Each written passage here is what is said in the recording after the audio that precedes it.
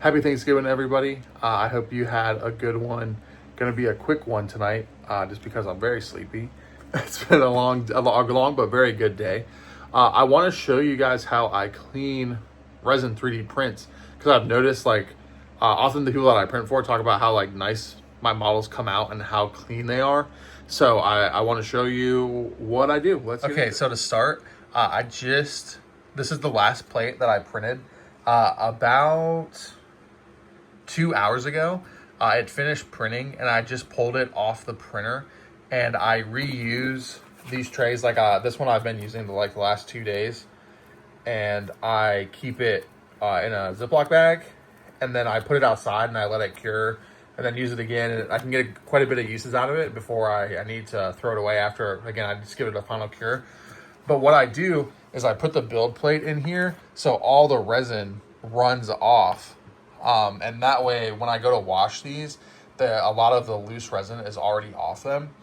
And let me show you my washing station real quick, just so you can... Okay, so washing station right now, it's the Elegoo official one, and I keep this like that. It's on just a metal, a scrap metal table, because it's easy to clean, because you can see I spill resin on it and stuff. And then I have the curing station over here with, of course, a bunch of clutter like everything else in my life. So I use ethanol too. I'll show you that in a minute. But when this gets nasty, I'll put this in a Tupperware container, and I will dip the build plate in that Tupperware container before putting it in here. So that other Tupperware container also gets another level of resin off. That other Tupperware container gets pretty nasty, and I take that pretty far and push it. But what in here actually stays pretty nice for a while, and I get a lot more use out of my ethanol because it's very expensive. Okay, so this is what I use, denatured ethanol, and I just use what the MSDS sheet for the resin I'm using says to use. So sometimes it's methylated ethanol. It's actually, for the resin I use, it's very rarely 100% isopropyl. I use Stereotech Build, and they actually recommend ethyl alcohol. So this is what I use. I buy it by the gallon. I get 4 gallons at a time. All right, so I'm gonna put the phone down, pop these off. I actually don't have a second container of old ethanol right now. I just have the main cleaning station. But when I really start getting up and running on printing again next year, I'll recycle that and put the new stuff in. But you can see this, before I even put it in the cleaner, most of the resin is off of these. So I noticed I got lazy and I tried to use auto supports on some very small hands, and these all failed. So it's not a huge deal. I gotta just go and scrape them off the bottom of the vat, which is fine because I'm out of resin and I don't plan on doing any more 3D printing for a while. So and they were extra parts. I should have supported them myself, but it's not going to be a huge deal getting that off of that. But normally, if I had planned on immediately starting another print run, I clean the build plate. I clean the build plate off while the print is cleaning, and you can probably hear that running. And then that's when I'll go back. I take the vat off. I use an old card, old trading card, to stir the vat and scrape everything off the bottom, make sure there's no missing or broken parts in there.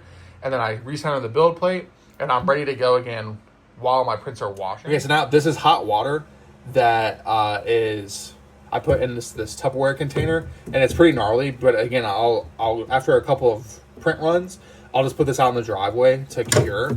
And what you're seeing here, yes, there's a little bit of resin in here, but that's mostly that cloudiness comes from the alcohol. And I mean, there's definitely resin in it, especially now because that alcohol is pretty old.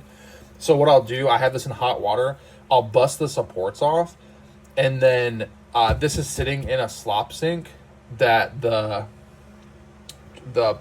pipe, instead of always going out to the city water, I made it so I could unscrew it from the sewer line and put a 5-gallon bucket underneath it, and then I drop all this stuff into the 5-gallon bucket and then cure the 5-gallon bucket.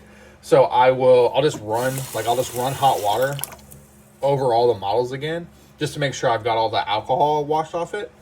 And so I'll bust all these supports off, rinse them off, and then I let them sit out to dry naturally to let all the alcohol and water evaporate off of them. And then at that point, I cure them. So it takes way longer than a normal wash and cure kind of situation. So I just realized that what failed was actually the other hands. So like the hands not holding a weapon. So that actually sucks. I'm gonna have to figure out a solution to that, but that's a job for tomorrow. So I'll literally leave these here overnight to just let everything evaporate off of them. And I keep this room closed off so nothing can get to it. But that's the secret. Just being patient. Making sure that I get as much resin off before I actually put it in the alcohol. And if I wanted to, I could hit these with a heat gun.